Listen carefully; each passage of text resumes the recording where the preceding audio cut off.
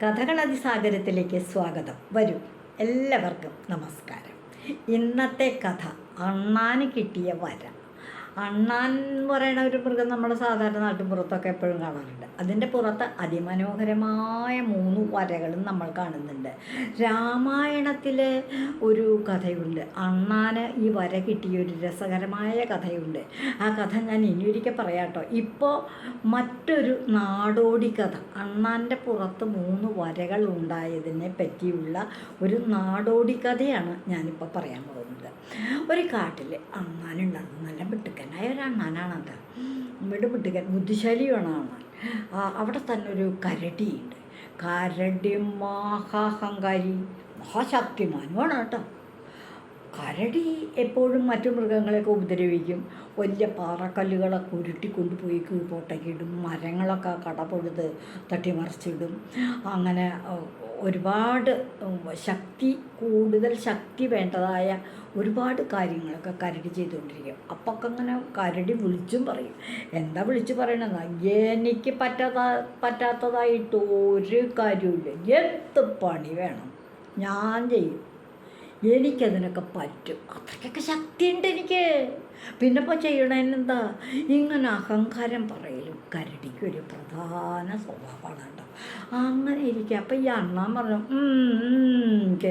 അണ്ണാൻ കേട്ടോണ്ടിരിക്കുക. ഒരു ദിവസം ചെയ്തത് തന്നെ ഒരുപാട് ശക്തിയുണ്ട്, പക്ഷേ എന്നെ കൊണ്ടൊന്നും പറ്റാത്തൊരു കാര്യമുണ്ട്. ഞാൻ പറയട്ടെ, നിങ്ങൾക്കത് ചെയ്യാൻ പറ്റും? നീ പറയടാവേ, ഞാൻ ചെയ്യാം, എനിക്ക് പറ്റാത്തതായിട്ടൊന്നുമില്ല. കരടി വെല്ലുവിളിച്ചു. ഉടൻ തന്നെ അണ്ണാൻ പറഞ്ഞു, എന്താന്നാ, നാളെ ഇതാ നോക്ക്, അങ്ങോട്ട് നോക്ക്, എന്താ കാണണേ? എന്ത് കാണുന്നു? ഉദിച്ച് അസ്തമിക്കാൻ പോണു സൂര്യൻ. ആ സൂര്യബിംബത്തെ മാത്രം ഞാൻ കാണുന്നുള്ളൂ. അതിനെ കാണണ്ടേ? ആ സൂര്യബിംബം എപ്പം പടിഞ്ഞാറെ കടലിൽ പോയി മുങ്ങും. നാളെ കാലത്ത് കിഴക്കേ കുന്നിൻ്റെ മുകളിൽ കൂടെ അങ്ങോട്ട് കയറി വരും. അങ്ങനെയാണല്ലോ സൂര്യൻ ഉദിക്കുന്നത്.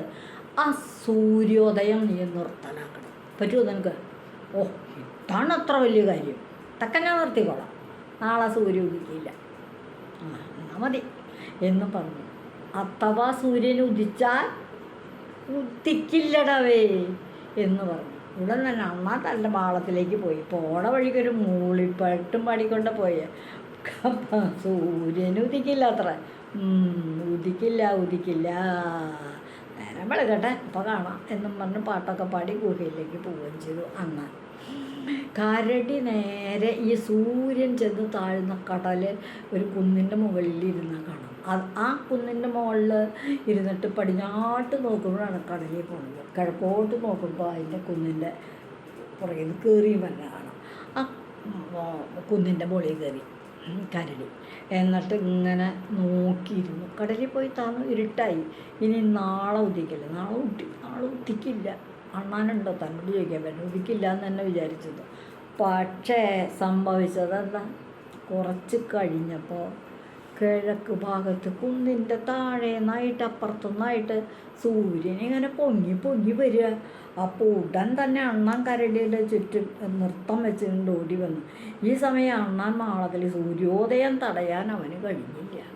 സൂര്യൻ കിഴക്ക് ഭാഗത്ത് ഉദിച്ചു പൊങ്ങി. ഈ സമയത്ത് അണ്ണാൻ മാളത്തിന് ചുറ്റും പുറത്തേക്ക് വന്നിട്ട് കരടിക്ക് ചുറ്റും കൊണ്ട് സൂര്യനുദിച്ചേ മാനത്തങ്ങനെ സൂര്യനുദിച്ചേ എന്ന് പാട്ടും പാടിക്കൊണ്ട് കരടിയെ പരിഹസിച്ചുകൊണ്ട് പാട്ട് പാടിക്കൊണ്ട് നൃത്തം വെച്ചു. ഇത് കണ്ടപ്പോൾ കരടിക്ക് ദേഷ്യം വന്നില്ലേ. കരടി അവൻ അണ്ണാൻ്റെ കഴുത്തിൽ അങ്ങോട്ട് പിടിക്കാനായിട്ട് തുടങ്ങി. കഴുത്തിൽ ചാടിയൊരു പിടുത്തം. എന്നെ പരിഹസിക്കാറായോടാ നിനക്ക് എന്നുള്ള മട്ടിൽ. ശരിയാണ്, സൂര്യോദയം തടയാൻ എനിക്ക് കഴിഞ്ഞില്ല, പക്ഷെ നിൻ്റെ വായടപ്പിക്കാൻ എനിക്ക് പറ്റും എന്ന് പറഞ്ഞ കഴുത്തില്ല പിടുത്ത മുറുക്കെ അങ്ങോട്ട് കൂടുതൽ ശക്തിയിലാക്കിയെങ്കിൽ ആട്ടണാനും പിന്നെ വേണ്ട വായടഞ്ഞു പോയി. അണ്ണാൻ്റെ കണ്ണൊക്കെ അങ്ങോട്ട് തുറച്ചു. ശ്വാസം കിട്ടാണ്ടായി. അണ്ണനിപ്പം ചാവുന്നു.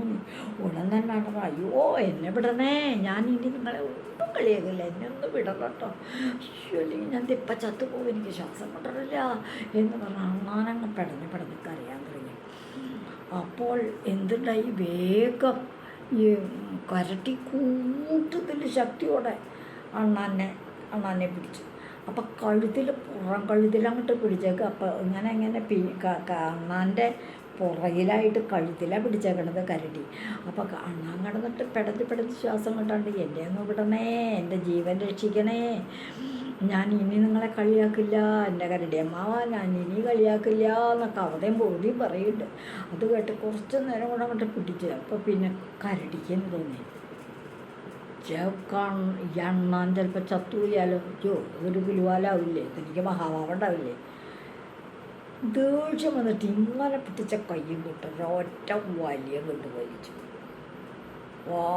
ഇതോടുകൂടി അങ്ങോട്ട് വിട്ട വഴിക്ക് അണ്ണാൻ പൊട്ടത്താനൊരൊറ്റ പൊട്ടം തൻ്റെ മാളത്തിലേക്ക് രക്ഷപ്പെട്ടു കരടിയുടെ കയ്യിൽ നിന്ന്. പക്ഷേ കരടി ദേഷ്യം വന്ന് തുള്ളിച്ചാടി കൊണ്ട കല്ലക്കണ്ട് വലിച്ചെറിഞ്ഞ് മരമൊക്കെ തട്ടിയിട്ടുമുണ്ട്. അങ്ങനെ കാണണം മൃഗങ്ങളെയൊക്കെ പിടിച്ച് തച്ചു വന്ന് അങ്ങനെ മതിച്ച് മല കയറി അങ്ങോട്ട് പോവുകയും ചെയ്തു. അണ്ണാന് എന്ത് സംഭവിച്ചു എന്നറിയാമോ? ഈ പുറകിൽ കരടി പിടിച്ച് ആ കരടിയുടെ കയ്യും അങ്ങനെ കെട്ട് മാന്തി, എന്നിട്ടാണ് അവനെ വിട്ട്, അണ്ണാനെ വിട്ട്.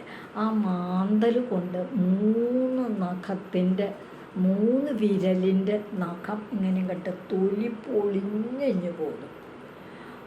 ഗുഹയിൽ ചെന്ന് കുറച്ച് നാൾ വിശ്രമിച്ച് ആ മുറിവൊക്കെ കൂടി അങ്ങനെ ആ 3 വരകളും ബാക്കിയായി. ആ വരകളാണ് ഇന്ന് അണ്ണാൻ്റെ പുറത്ത് കാണുന്ന 3 വരകൾ എന്നാണ് ഈ നാടോടിക്കഥ പറയുന്നത്. രാമായണത്തിലൊരു കഥാപാത്രമായിട്ട് ഒരു അണ്ണാനുണ്ട്. ആ അണ്ണാൻ അവിടെ ശ്രീരാമസ്വാമി സ്നേഹം കൊണ്ട് അങ്ങോട്ട് തടവിപ്പോൾ വന്നതാണ് ആ വരകൾ എന്നും ഒരു കഥയുണ്ട്.